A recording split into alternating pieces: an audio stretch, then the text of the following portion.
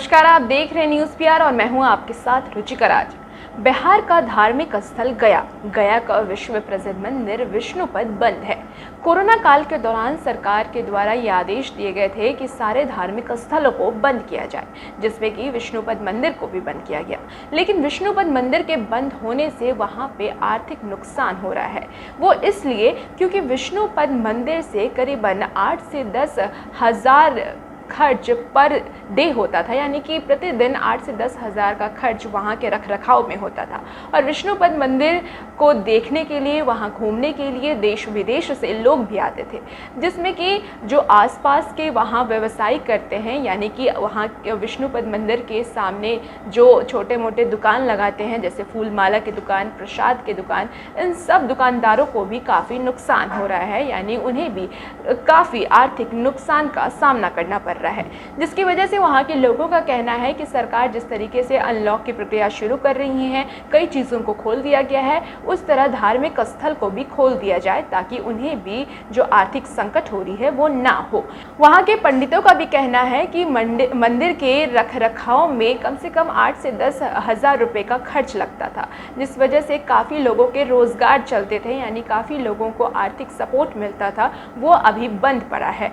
और वहाँ का जो दान पीठ है, यानी कि जो दान पेटी है, उसे भी बंद रखा गया है, जिससे मंदिर के रखरखाव में काफ़ी दिक्कतें हो रही हैं, क्योंकि जो भी लोग दर्शन करने आते हैं वो बाहर से ही माथा टेक के चले जाते हैं।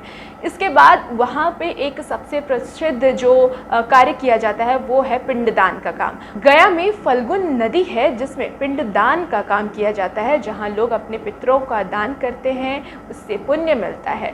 तो इनसे भी काफ़ी आर्थिक सपोर्ट मिलता है वहाँ के पंडितों को। लेकिन जिस तरीके से अभी धार्मिक स्थलों को बंद रखा गया है, उससे इस काम पे भी ठप लगा हुआ है, यानी ये काम भी नहीं हो पा रहा है। तो आइए आपको हम इस वीडियो में बताते हैं कि मंदिर परिसर में किन किन चीज़ों पर खर्च किया जाता है 8 से 10 हज़ार रुपये का। पंडों का कहना है कि पिंडदानों और भक्तों की ओर से दिए गए दान से ही भगवान श्री हरि और माता लक्ष्मी का साज श्रृंगार, चंदन लेप, फूलमाला, दुर्ग स्नान, तुलसी अर्चना, चारों पहर की विशेष पूजा अर्चना, आरती, सुबह शाम की खीर पूरी, जल, मिठाई और दूसरी तरह के भोग लगाए जाते हैं। साथ ही भगवान की 4 गायों के रखरखाव और खान पान पर भी खर्च किए जाते हैं। मंदिर समिति के अध्यक्ष शंभूलाल बिठाल का कहना है कि आम दिनों में हर पिंडदानी कम से कम 10 रुपये की रसीद काटते ही हैं, लेकिन अप्रैल से लेकर अब तक समिति के पास कहीं से भी पैसा नहीं आ रहा है। दान पेटियां खाली हो गई हैं। श्रद्धालु भगवान के दर्शन किए बगैर ही मुख्य दरवाजे पर माथा टेक कर वापस लौट जाते हैं। ऐसे में विष्णुपद मंदिर में दान आना पूरी तरह से बंद हो गया है। पंडित जैसे तैसे व्यवस्था जुटाकर रोज पूजा पाठ, श्रृंगार, भोग, आरती और गायों के चारे की आपूर्ति करते हैं। तो आइए आपको ये भी बताते हैं कि मंदिर में किस विधि विधान से पूजा अर्चना की जाती है।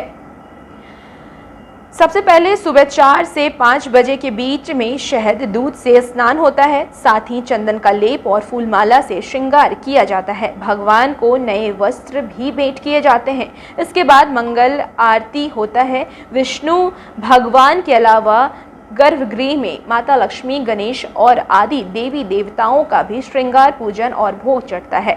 दोपहर में खीर पूरी का कच्चा भोग लगाया जाता है।